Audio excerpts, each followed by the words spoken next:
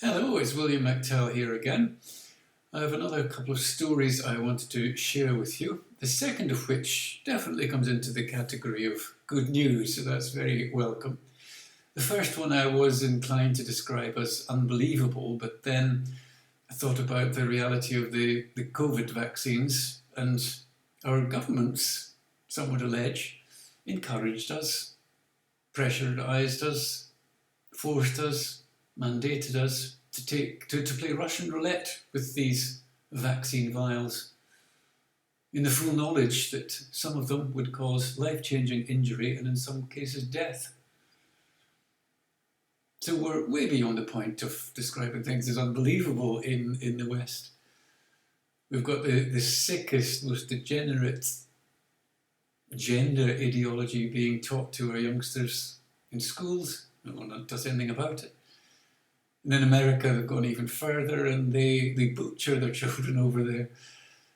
If a little boy picks up a doll or the daughter goes through a tomboy phase, then their parents will put their children under the surgeon's knife. And that's the reality of the situation. That'll come to Europe too, unless we change things, because whatever happens in America will come to Europe. But anyway, going on to the story I wanted to cover, and I saw this in the Daily Telegraph. So BBC radio star struggles with too many white colleagues. Nihal Arthanayaki tells Diversity Conference that no Muslims are involved in the senior editorial processes at Radio 5 Live. There he is. I understand he's from Sri Lankan ancestry. That might be wrong, but somewhere in the Indian subcontinent. BBC Radio 5 Live presenter Nihal Arthanayaki has said an overwhelmingly white working environment is affecting his mental health. Imagine someone saying that an overwhelmingly black working environment was affecting their mental health. They'd be decried as Nazis and racists and bigots. They'd be told to get mental help and get over it and deal with it. But you can rest assured there'll be moves afoot to change the demographic makeup of Radio 5 Live. The presenter told a journalism diversity conference on Wednesday, "It's really affecting me that I walk in and all I see is white people." What about white people that can't believe the makeup of our towns and cities? People that haven't been to Bradford for years, or Dewsbury, or Birmingham, or parts of London. What about if it really affected us, that they walk in and all they see is black people or brown people, people that look like him, whose ancestors are not from the UK, not from Europe, but from the Indian subcontinent? But imagine the Battle of Britain pilots. It was way before my time, but the few, the brave few, imagine their descendants having to deal with this kind of insanity in Britain. That sceptred isle, that demi-paradise. And you get people like him lamenting that there are too many white people in Britain. Just, I mean, as I said earlier, unbelievable, but it's all too believable. It's all too believable. Speaking at the Journalism Diversity Fund conference, I wonder who's paying for that? Presumably the taxpayers. At BBC Media City in Salford, he said, "I've seen a lot of people leave this building because they couldn't deal with the culture. Shame, shame. Don't you get white flight? That's white people scarpering from diversity as soon as they can afford to, because they can't deal with the culture of certain demographics. The crime, lootings, muggings, rape, steaming of shops, steaming of railway carriages and buses, trams.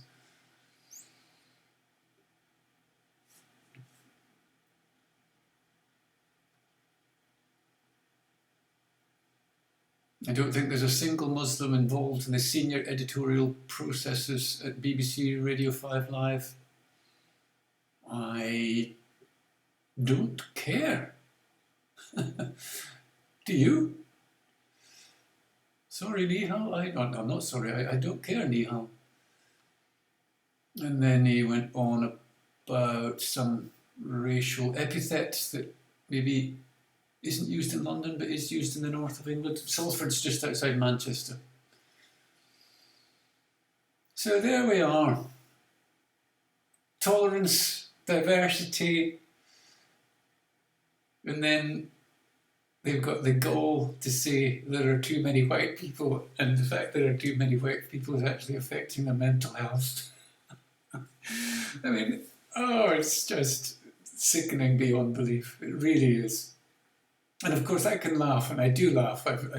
It is genuinely funny. But that's not going to solve the problem, is it? It's really not going to solve the problem. Well, I can think of a very easy solution, Mr.